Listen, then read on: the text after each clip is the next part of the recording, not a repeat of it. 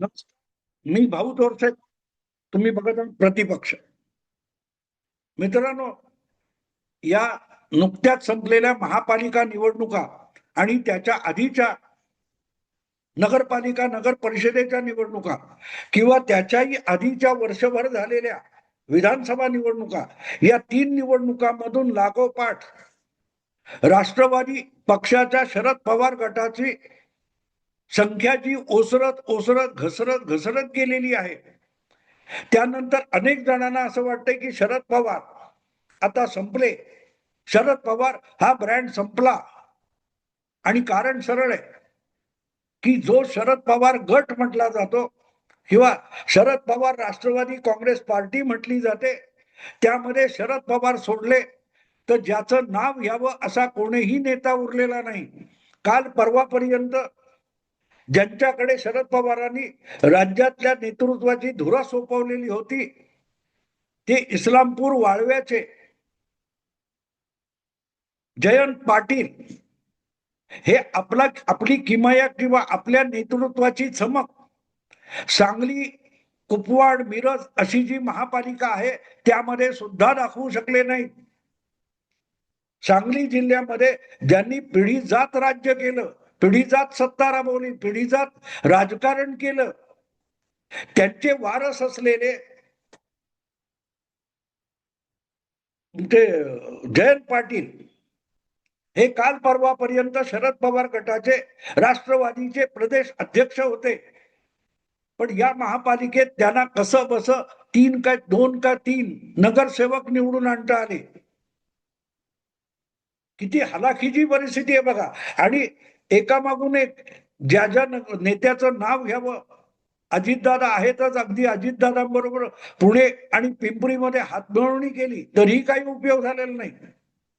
आणि म्हणून जे काय 2800-2700 नगरसेवक महाराष्ट्राच्या विविध महापालिकांमधून निवडून आले, त्यामध्ये अवघे 36 शरद पवारांच्या गटाचे आहेत.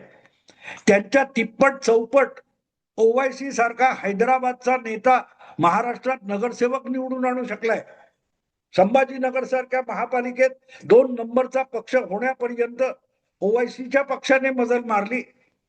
पण शरद पवारांच्या गटाला कुठल्याही महापालिकेत 2ऱ्या क्रमांकाचं पण संख्याबळ आणता आलेलं नाही. आणि म्हणून आपोआपच लोकसभा विधानसभा, नगरपालिका आणि महापालिका या निवडणुकीतला जो शरद पवारांच्या पक्षाचा परफॉर्मन्स आहे तो बघितल्यानंतर आता शरद पवार गाशा गुंडाळणार आणि आपल्या पुतण्याच्या पक्षामध्ये विलीन होणार. तुतारी वाजतच नाही म्हणून तुतारीची टिपाणी करून शरद पवार परत एकदा घड्याळ हातावर बांधणार अशी चर्चा सुरू झालेली आहे. मध्यंतरी निवडणुका चालू असताना किंवा त्याच्या आधी या चर्चेला उधाण आलेलं होतं की कुठेतरी काका पुतणे भेटले आणि लवकरच ते आता होणार. ज्यांची तुतारी सुद्धा वाजत नाही ते लोक एकत्र येऊन भूकंप होणार इथपर्यंत काही विश्लेषकांनी मजल मारली होती. पण भूकंप कुठला झाला, काय झाला मला माहित नाही. मात्र हळूहळू करत या महापालिका निकालानंतर शरद पवार आपल्या पक्षाचा गाशा गुंडाळणार याची चर्चा सुरू झालेली आहे. किंबहुना पवार ब्रँड संपला किंवा संपवला गेला इथपर्यंत चर्चा झालेली आहे. मला ते पटलेलं नाही म्हणून मी यापूर्वी वेगळा व्हिडिओ केलेला आहे. ब्रँड म्हणण्या इतपत पवारांची ब्रँड व्हॅल्यू कधीही नव्हती. उचापती, कुरापती आणि काहीतरी उलथापालथ करून शरद पवार सत्ता बळकावत राहिले. आणि म्हणून कधीही महाराष्ट्रामध्ये त्यांना 100 आमदार निवडून आणता आले नाहीत किंवा स्वपक्षाच्या बळावर सत्ता पद मिळवता आली नाहीत. कोणाचे तरी आमदार फोडणे किंवा मग यशस्वी होणाऱ्या पक्षामध्ये घुसणे हा शरद पवारांचा ब्रँड राहिला. पण तरी आज मला जी गोष्ट तुम्हाला सांगायची ती वेगळी सांगायची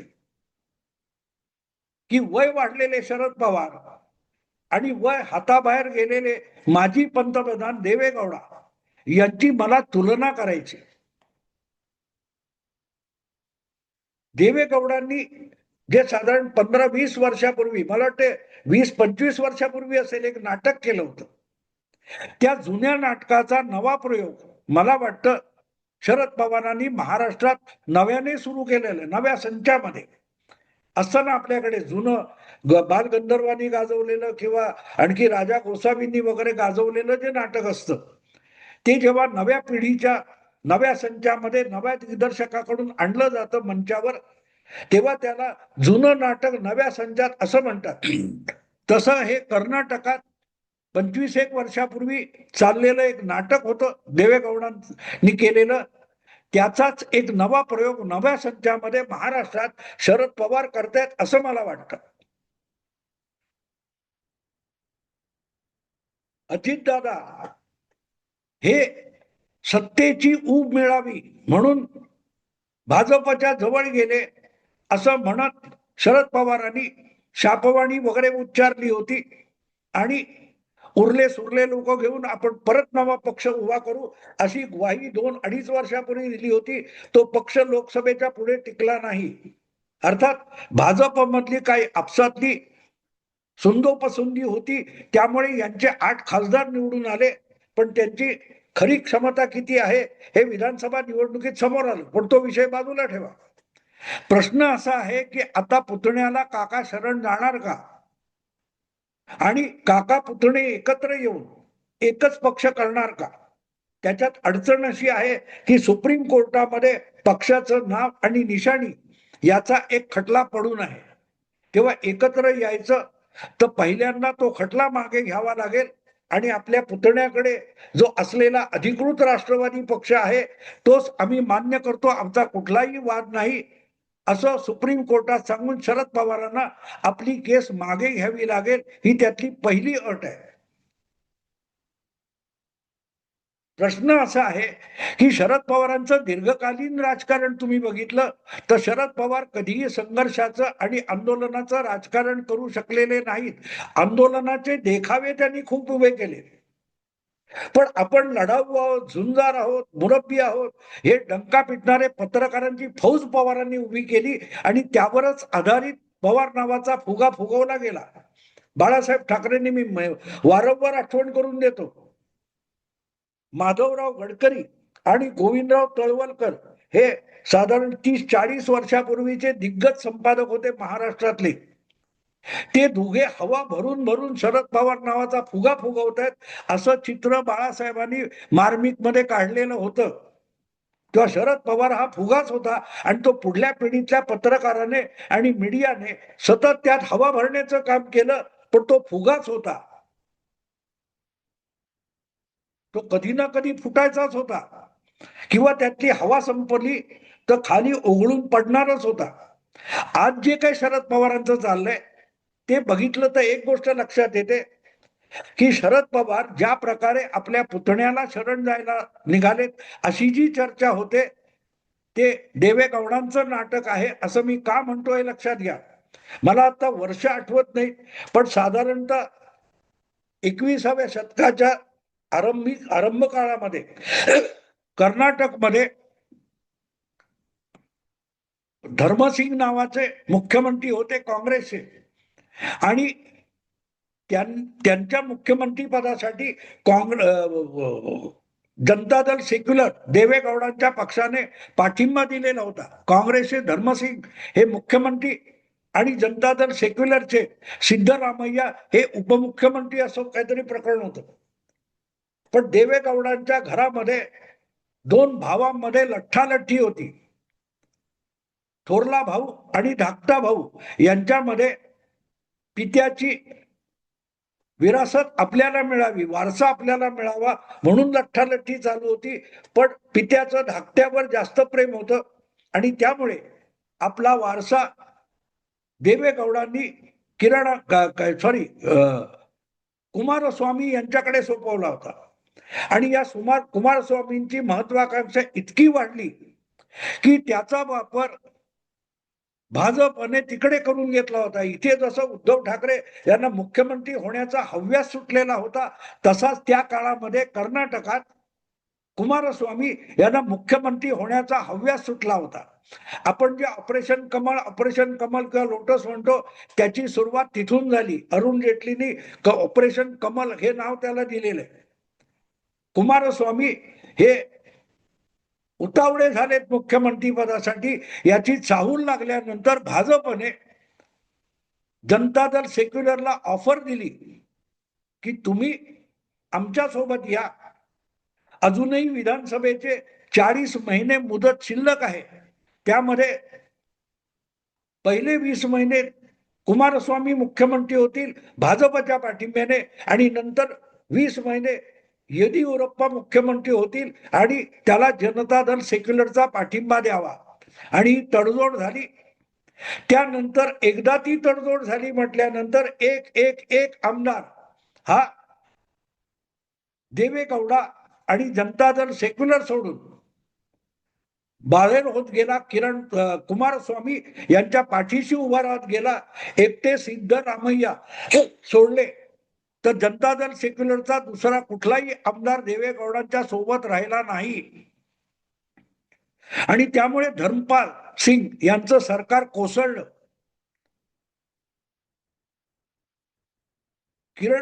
कुमारस्वामी यांच्याकडे जनता दल सेक्युलरचे जे आमदार होते त्यांनी आणि भाजपने मिळून कर्नाटकात नवं सरकार निर्माण केलं. कुमारस्वामी मुख्यमंत्री झाले आणि येदियुरप्पा हे उपमुख्यमंत्री झाले. 20 महिन्याची मुदत पूर्ण होण्यापर्यंत देवेगौडांनी पहिले काही महिने आपल्या मुलानेच आपल्याशी गद्दारी केली, आपल्याशी दगाफटका केला. जसं सुप्रियाताई, शरद पवार किंवा पवारांचे जे कोणी उरले सुरले निकटवर्ती आहेत ते सातत्याने बोलत असतात की अजितदादांनी गद्दारी केली, अजितदादांनी विश्वासघात केला, दगाफटका केला. नेमकी 30 वर्षात त्या काळामध्ये कुमारस्वामी मुख्यमंत्री झाल्यानंतर 4-6 महिने देवेगौडा सुद्धा बोलत होते आपल्या मुलानेच आपलं नाक कापलं, तो जातीयवादी पक्षाबरोबर गेला वगैरे वगैरे वगैरे. पण 8-10 महिने होईपर्यंत हळूहळू बाप लेकामध्ये सेटलमेंट झाली आणि जसजशी 20 महिन्याची मुदत संपत आली त्या धक्क्यातून कर्नाटकची जनता आणि पक्षाचे कार्यकर्ते बाहेर पडले. तेव्हा देवेगौडा अडवाणी आणि वाजपेयी यांच्या घरी जाऊन दिल्लीला पायऱ्या झिजवत होते की 20 महिने कशाला, उरलेली 40 महिन्याची मुदत माझ्या मुलाला द्या, नंतर आपण एकत्र निवडणूक लढू आणि तुम्ही पक्ष मोठा व्हा, तुमचा मुख्यमंत्री भाजपचा असेल. पण अडवाणी किंवा भाजपने करार मोडायला नकार दिला आणि त्यामुळे 20 महिने होईपर्यंत होता की कुमारस्वामी यांना मुख्यमंत्री पदाचा राजीनामा द्यावा लागला. मग भाजप आणि जनता दल सेक्युलरचे आमदार राजभवनात गेले, राज्यपालांना भेटले आणि येदियुरप्पा यांचा मुख्यमंत्री म्हणून शपथविधी झाला. पण ते सरकार देवेगौडांनी फार काळ चालू दिलं नाही. 3-4 महिन्यातच बहुमताचा प्रश्न निर्माण झाला आणि येदियुरप्पा जे भाजपचे पहिले मुख्यमंत्री होते कर्नाटक मधले, त्यांना आपल्या पदाचा राजीनामा द्यावा लागला होता. यातलं नाटक एवढंच आहे की आपले आमदार आपल्याला सोडून मुलाबरोबर गेले म्हणजे त्यांनी आपल्याशी दगा दिला, गद्दारी केली. हा टाहो फोडून अखंड रुमाल डोळ्याला लावून देवेगौडा कॅमेऱ्यासमोर येत होते आरंभीच्या 3-4 महिन्यात. आणि एकदा मुलगा मुख्यमंत्री म्हणून सेटल झाला, आता हे सरकार चालू शकतं हे दिसलं.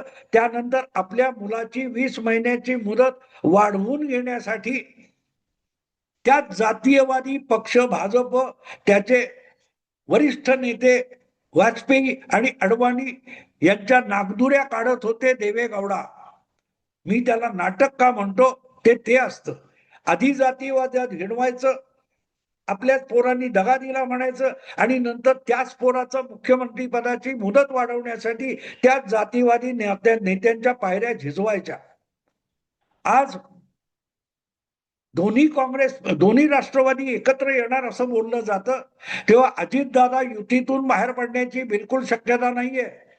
अजितदादा उपमुख्यमंत्री पद सोडतील आणि त्यांचे राष्ट्रवादी मधून निवडून आलेले जे काय आमदार आहेत ते सत्तेला लाथ मारून बाहेर पडतील, मंत्री वगैरे, याची बिलकुल शक्यता नाही. मग वस्तुस्थिती काय आहे? तर पुतण्या तिथे आहेच, आपले 8-10-12 मंत्री आहेत ते आहेतच, पण आपल्यालाही आता सत्तेची ऊब हवी आहे हे शरद पवार आपल्या कृतीतून सांगतायत. आणि म्हणून जसे देवेगौडा हे वाजपेयी अडवाणींच्या पायऱ्या झिजवत होते, त्याच दिशेने हळूहळू एक एक पायरी शरद पवार चढताना दिसत आहेत. आणि म्हणून मी जे हेडिंग दिलेलं आहे, शरद पवारांचा हळूहळू देवेगौडा होतो आहे. देवेगौडा होणं याचा अर्थ जातीयवादी म्हणून हिणवलेल्या भाजपच्या वळचणीला जाऊन बसणं आणि वळचणीला ओसरीवर तरी आम्हाला जागा द्या हो, इतकं अगतिक होणं जे आहे त्याला देवेगौडा नाटक म्हणतात. कारण परत एकदा एवढं सगळं झाल्यानंतर काँग्रेसच्या पाठिंब्याने कुमारस्वामी मुख्यमंत्री झाले होते आणि त्यांचं सरकार कोसळल्यानंतर पुढच्या निवडणुकीत देवेगौडांचा पक्ष हा आपोआप 2000 मला वाटते 24 मध्ये भाजपच्या सोबत लोकसभा निवडणुकीत आघाडी करून निवडणूक लढवत होता. हा सगळा इतिहास हा आता जसाच्या तसा महाराष्ट्रात होतोय. अर्थात देवेगौडांचा प्रयोग सुद्धा नवा नव्हता. त्याचं दुसऱ्या संचातला प्रयोग हा उत्तर प्रदेशमध्ये अखिलेश यादव आणि त्यांचे पिताश्री मुलायम सिंग यादव यांच्यात झालेला होता.